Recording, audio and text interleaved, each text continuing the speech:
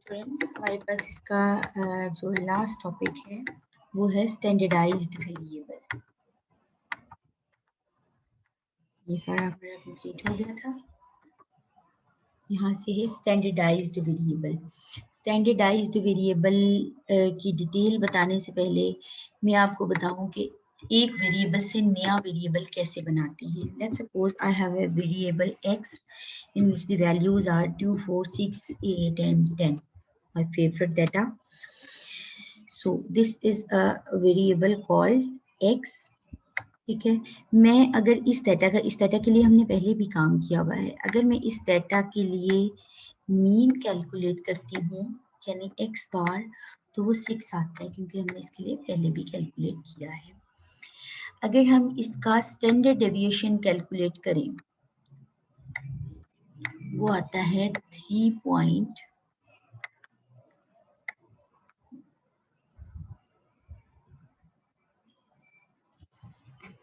एक मिनट में बताती हूँ।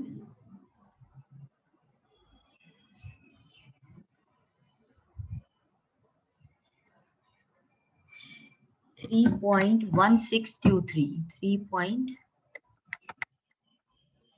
3.1623। अगर मैं चाहूँ कि मैं इस इंफॉर्मेशन को यूज करके, ये जो मैंने मीन और स्टैंडर्ड डेविएशन कैलकुलेट किए हैं, अगर मैं चाहूँ कि मैं इस इंफॉर्मेशन को यूज करके एक नया वेरिएबल बना लूँ, वो मेरी वेरिएबल मैं बनाना चाहती हूँ। मैं चाहती हूँ कि x की तमाम ऑब्जर्वेशंस में से मैं उसका मीन माइनस करती जाऊँ, ठीक है, और इस जो भी आंसर आए उस पे मैं उसका स्टैंडर्ड डेविएशन पे उसे डिवाइड करती जाऊं, यानी x minus x bar divided by standard deviation. यहीं पे इसको कैलकुलेट कर लेते हैं। ठीक है, मैं चाहती हूँ कि एक नया वेरिएबल बने जो कि क्या हो, x minus x bar divided by standard deviation, right. तो यहाँ पे आ जाएगा 2 माइनस 6, पहली वैल्यू जो आपके पास आएगी वो आएगी 2 माइनस 6, ठीक है, ये आ जाता है -4 डिवाइडेड बाय स्टैंडर्ड डेविएशन क्या है 3.1623, उस पे आप उसे डिवाइड कर देंगे। ठीक है, मैं इसको थोड़ा सा लिख के भी आपको दिखा देती हूँ। क्या आ जाएगा 2 माइनस 6, क्योंकि मीन जो है वो हमारे पास 6 है और स्टैंडर्ड डेविएशन क्या है 3.1623, राइट। तो इसका आंसर आप लोगों के पास आता है -1.2649। कम से कम 4 डेसिमल्स, क्योंकि बहुत लंबी वैल्यूज आ रही होती है तो आप कम से कम 4 डेसिमल्स तक ले लिया करें, उससे जो वेरिएशन आ रही होती है आंसर्स में वो नहीं आती है। Similarly you will calculate it for the next number that is 4। तो ये आ जाएगा 4 माइनस 6, ये आ जाएगा -2, डिवाइड करेंगे आप इसे 3.1623 पर, ये आ जाता है -0.6325 आता है। तो आगे 5 है इसलिए मैंने इसको राउंड कर दिया। तो 6 माइनस 6 क्या हो जाएगा 0 हो जाएगा, डिवाइड करेंगे तो वो भी वैल्यू 0 रहेगी। सिमिलरली अगर आप 8 में से माइनस करोगे 6 को तो वो 2 आ जाएगा और वैल्यू आएगी, डिवाइड करेंगे 3.1623 पे, तो ये आ जाएगा 0.6325, राइट। और नेक्स्ट जो आप लोगों के पास है वो आ जाएगा,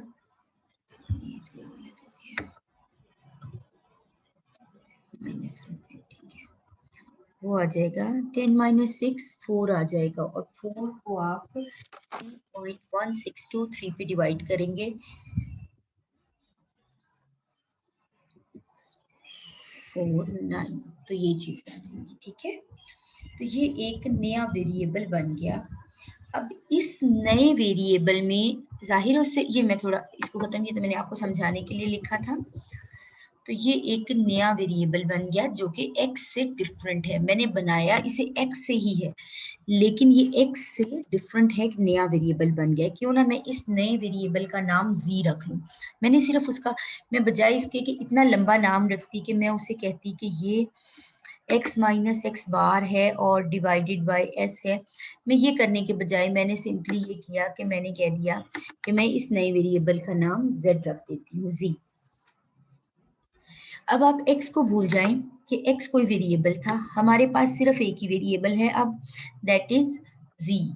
ठीक है, मैं अब इस नए वेरिएबल का मीन और स्टैंडर्ड डेविएशन कैलकुलेट करना चाह रही हूँ।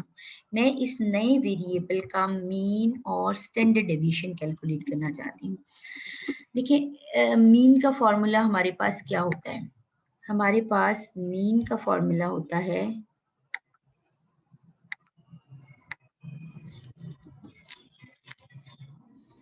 अर्थमेटिक मीन का फॉर्मूला मेरे पास होता है x bar equal to sum of x divided by n।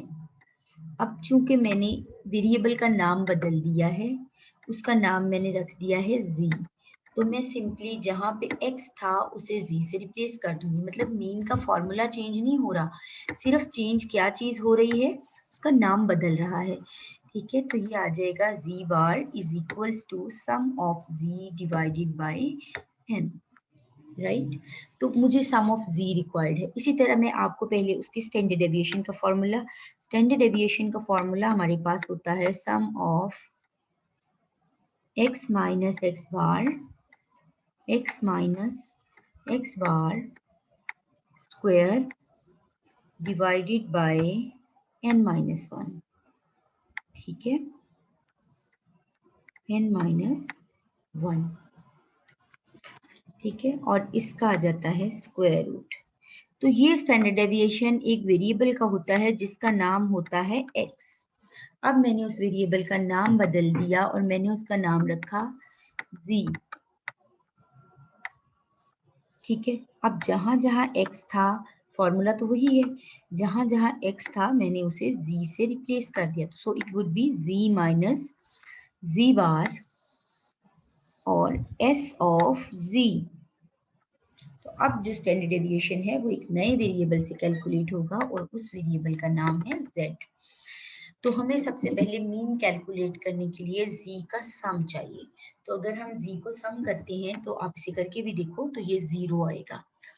सो अगर मैं यहाँ पे पुट करती हूँ sum of z is 0 divided by n, n क्या है, number of observation, there are 5 observations, equal to 0। It means कि जो नया वेरिएबल बनाया है उसका मीन हमारे पास 0 है। फिर उसका स्टैंडर्ड डेविएशन कैलकुलेट करेंगे। तो स्टैंडर्ड डेविएशन कैलकुलेट करने के लिए आपको क्या रिक्वायर्ड है? आपको रिक्वायर्ड है z माइनस z बार। आपको रिक्वायर्ड है z माइनस z बार, और साथ में आपको इसका स्क्वायर भी चाहिए, तो मैं साथ ही इसका स्क्वायर कर देती हूँ। ठीक है, तो ये z माइनस z बार।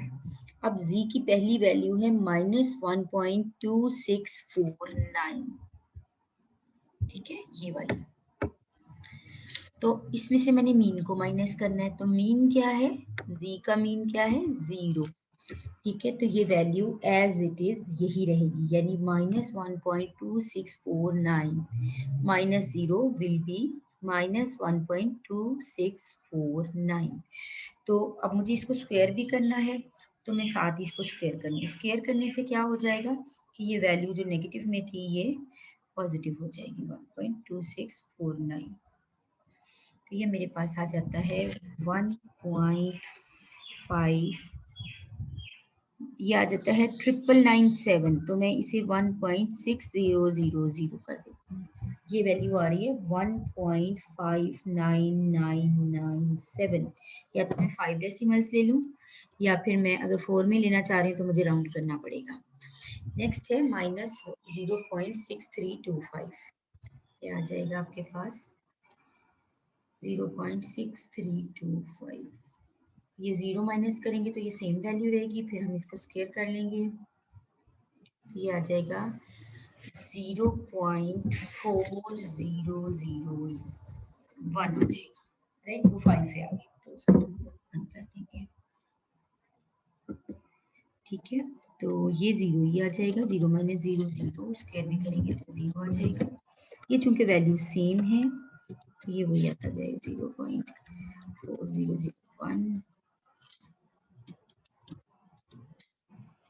1.6000, राइट। हम इसको सम कर लेते हैं, इन वैल्यूज को हम सम करेंगे तो हमारे पास क्या आएगा, ये आ जाएगा 1.6 प्लस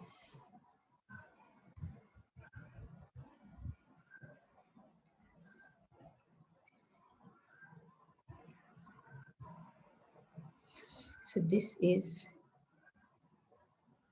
sum is 4.0002, ठीक है, 30 इसके बाद 2 आता है। अब हम इसको यहाँ पे पुट कर देते हैं अपने स्टैंडर्ड डेविएशन के फॉर्मूला में। तो यहाँ पे मैं इसको पुट करूँगी तो ये मेरे पास आ जाएगा 4.002, ठीक है, पॉइंट आ जाएगा दरम्यान में। n-1 कितना है, n कितना है आपके पास 5, 5 minus 1 is 4।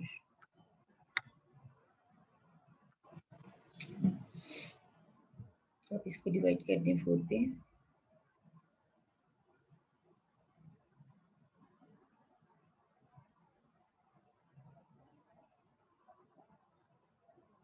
तो ये आ जाता है 1.00005, ठीक है, तो वो आ जाता है तकरीबन 1, स्क्वायर रूट कर लें और वो आ जाता है एग्जैक्टली 1।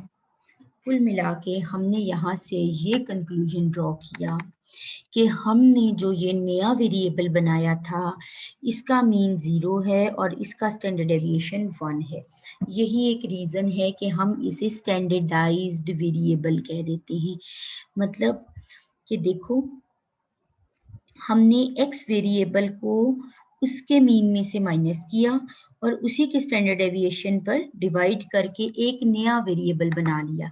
अब ये जो नया वेरिएबल बना जिसका नाम हमने z रखा, इस z की प्रॉपर्टी ये थी कि इस z का मीन हमेशा 0 आएगा। आप किसी भी वेरिएबल को स्टैंडर्डाइज्ड बना लो, यानी आप उस वेरिएबल में से उसके मीन को माइनस करते जाओ और उसे उसी के स्टैंडर्ड डेविएशन पे डिवाइड करते जाओ, जो नया वेरिएबल बनेगा that would be a standardized variable. The mean of this standardized variable will be 0, always 0, and its standard deviation will be equal to 1. ये सिर्फ इस डाटा सेट के लिए नहीं है, आप किसी भी डाटा सेट के लिए इसको करोगे, मीन हमेशा 0। ये मैंने आपको दो प्रॉपर्टीज बताई कि स्टैंडर्डाइज्ड वेरिएबल के क्या फायदे हैं कि मीन 0 और स्टैंडर्ड डेविएशन 1 हो जाता है। सिमिलरली एक और प्रॉपर्टी इसकी जो है वो क्या है कि ये जो नया वेरिएबल बनता है ये यूनिट फ्री होता है। लेट्स सपोज अगर x जो है वो प्लांट हाइट थी, यानी ये इंचेस में था डाटा, तो जब आप इसको स्टैंडर्डाइज्ड करते हैं तो इसके यूनिट्स कैंसिल आउट हो जाते हैं, क्योंकि x माइनस एक्स पार करने से न्यूमिनेटर में भी इंचेस होंगे, डिनोमिनेटर में क्योंकि स्टैंडर्ड डेविएशन है उसमें भी इंचेस होंगे, तो ये आप लोगों के पास कैंसिल आउट हो जाएंगे। ठीक है, अब इसकी एग्जाम्पल जो है ना वो हमारे पास है। मैं इसकी एग्जाम्पल आपको देती हूँ कि ये कहाँ पे यूज किया जा सकता है, इसका फायदा क्या है। पहले नेक्स्ट स्लाइड पे चलते हैं, वहां पे मैं आपको दिखाती हूँ डाटा के लिए उसने खुद भी कैलकुलेट किया। ये देखिए, अब ये एक वेरिएबल था, ये देखें ये एक वेरिएबल था जिसमें के जितनी भी ऑब्जर्वेशन है 10 ऑब्जर्वेशन है इसमें। उसने इससे एक नया वेरिएबल बनाया जिसको उसने जी कहा।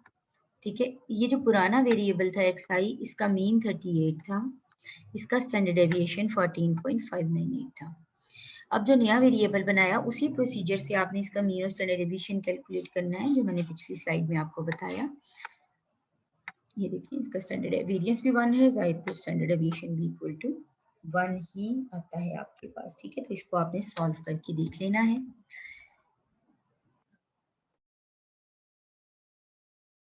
ये देखिए स्टूडेंट्स, जब भी आपने कुछ चीज़ों की रिलेटिव परफॉर्मेंस जो है वो देखनी होती है तो आप जी स्कोर यूज करते हुए, ये देखिए यहाँ पे एक एग्जांपल है। एक इंडस्ट्री है जिसमें सेल्समैन है मिस्टर बिलाल। ठीक है, उनकी मिस्टर बिलाल की एनुअल सेल्स जो हैं वो $2500 हैं विद स्टैंडर्ड डेविएशन ऑफ 500। ठीक है, एक इंडस्ट्री में मिस्टर परवेज हैं, उनकी एनुअल सेल्स ये हैं और स्टैंडर्ड डेविएशन ये है। अब ये दोनों जो है वो एक नई फर्म में आते हैं कि हमें जॉब चाहिए लाइक सेल्समैन के तौर पे, तो कौन सा सेल्समैन बेस्ट है?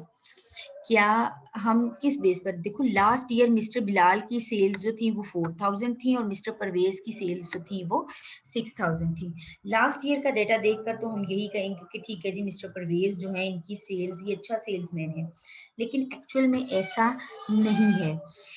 देखो इनके एनुअल सेल्स जो है ना, एवरेज एनुअल सेल वो डिफरेंट है। दूसरा जो डिफरेंस है वो इनके स्टैंडर्ड डेविएशंस में है। दोनों के स्टैंडर्ड डेविएशन जो हैं वो इंटायरली डिफरेंट है। तो हम दो चीजों को तब तक कंपेयर नहीं कर सकते जब तक कि वो इक्वल फुटिंग पे नहीं होती। इक्वल फुटिंग पे किस तरह लाया जा सकता है कि हम लास्ट ईयर की सेल्स ही देख लेंगे, लेकिन अगर इनके मीन और स्टैंडर्ड डेविएशन सेम होते तो, लेकिन चूंकि इनके मीन और स्टैंडर्ड डेविएशन सेम नहीं है तो हम लोग क्या करेंगे, हम लोग पहले कोई मेथड यूज करेंगे जिससे इनके मीन और स्टैंडर्ड डेविएशन सेम हो जाए, यानी ये इक्वल फुटिंग पे आ जाए, फिर हम कंपैरिजन कर सकते हैं। ठीक है, तो हम लोग क्या करेंगे, हम इनके जी स्कोर्स कैलकुलेट कर लेंगे। ये देखिए नेक्स्ट,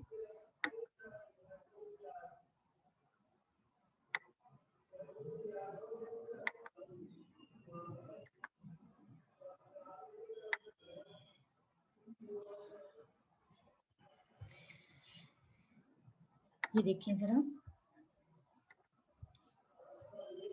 ये मिस्टर बिलाल की लास्ट ईयर की, ये मिस्टर बिलाल की एवरेज सेल्स है, इसे एक्स बार कर लें, और ये मिस्टर परवेज की लास्ट ईयर की सेल्स हैं, ये एक्स बार पी हो जाएगा, ये एस हो जाएगा स्टैंडर्ड डेविएशन उनका, और ये उसका एवरेज सेल्स थी ना। ये मिस्टर बिलाल की प्रीवियस ईयर की है, यानी लास्ट ईयर जो गुजरा है, और ये मिस्टर परवेज की है। अब स्टैंडर्डाइज्ड स्कोर्स कैसे कैलकुलेट करते हैं, x माइनस एक्स बार, तो एक्स बी क्या है 4000, एक्स बार बी इज 2500 और स्टैंडर्ड डेविएशन क्या है 500, तो ये आ गया 3। सिमिलरली जो मिस्टर परवेज हैं इनकी है लास्ट ईयर की सेल्स, यानी एक्स जो है वो 6000 है और मीन जो है वो 4800 है। और अब आप देखें कि अब जी स्कोर, अब हमने मिस्टर बिलाल के भी जी स्कोर कैलकुलेट कर लिए और मिस्टर परवेज के भी जी स्कोर कैलकुलेट कर लिए, तो आप देख सकते हैं एक्चुअल में mister Bilal is the best choice. Reason क्या है, जब हमने इनके मीन और स्टैंडर्ड डेविएशन सेम किए, यानी देखो मीन स्टैंडर्ड डेविएशन कैसे सेम हुए, क्योंकि हमने इसे जी बना लिया, हमें पता है जो जी वेरिएबल यानी स्टैंडर्डाइज जो वेरिएबल होता है उसका मीन हमेशा 0 और उसका स्टैंडर्ड डेविएशन जो है वो हमेशा 1 होता है। इसी तरह आपने मिस्टर परवेज का भी मीन जो है वो हमेशा 0 और स्टैंडर्ड डेविएशन जो है वो हमेशा 1 होएगा। ठीक है, तो अब आप इन दोनों को डायरेक्टली कंपेयर कर सकते हो, तो किसकी ज्यादा आई है वैल्यू, जिसके स्टैंडर्डाइज स्कोर ज्यादा है वो आपके पास बेस्ट चॉइस है। ठीक है, तो हमारे पास यहाँ पे कंक्लूजन भी यही आ रहा है कि mister Bilal is the best choice. इसके अलावा एक और एग्जांपल आप लोगों को दे देती हूँ। देखिए आप लोगों ने मैथ का एग्जाम भी दिया, स्टैट का कह लें, चलिए स्टैट का एग्जाम भी दिया और जोलॉजी का भी एग्जाम दिया। ठीक है, एक स्टूडेंट के स्टैट में मार्क्स आ गए, स्टैट में उस बंदे के मार्क्स हैं, चलें कह देते हैं कोई स्टूडेंट है अली, उसके स्टैट में मार्क्स है 40 और जोलॉजी में उसके आउट ऑफ 60, और जोलॉजी में उसके मार्क्स हैं 32। ठीक है, इसी तरह एक आप लोग क्या कहोगे कि ये उसके स्टैट में मार्क्स हैं अली के और ये उसके जोलॉजी में मार्क्स हैं, तो आप लोग क्या कहोगे कि जो अली है वो एक्चुअली तो जोलॉजी का स्टूडेंट है लेकिन वो उसकी स्टैट बहुत अच्छी है? नहीं, आप इसको कंपेयर नहीं कर सकते इस तरह। क्यों? क्योंकि आप लोगों को क्लास एवरेज देखनी है कि स्टैट के पेपर की क्लास एवरेज क्या हो सकता है। स्टैट के पेपर में क्लास एवरेज 48 हो, तो इसने 40 मार्क्स ले भी लिए तो कौन सा कमाल हो गया। सिमिलरली हो सकता है कि जोलॉजी के पेपर में जो क्लास की एवरेज है वो 33 हो, तो अगर 33 एवरेज है तो इसके तो बहुत ज्यादा अच्छे नंबर हैं। अब देखो ना उसके 32 है, तो और फिर इसका स्टैंडर्ड एविएशन भी होगा। तो आप लोग चूंकि दोनों क्लासेस में मीन सेम नहीं है, ये होता है कि पेपर का डिफिकल्टी लेवल हो सकता है स्टैट का पेपर इतना ने बहुत अच्छा अटेम्प्ट कर लिया, ठीक है, लेकिन जोलॉजी का पेपर इतना मुश्किल था कि वो बहुत सारे लोगों से अटेम्प्ट ही नहीं हो सका। तो इसके लिए भी हम क्या करेंगे, हम पहले इसके जी स्कोर्स कैलकुलेट करेंगे। इसका स्टैंडर्ड एविएशन भी होगा कोई, लेट्स सपोज इसका 5 है और इसका जो है वो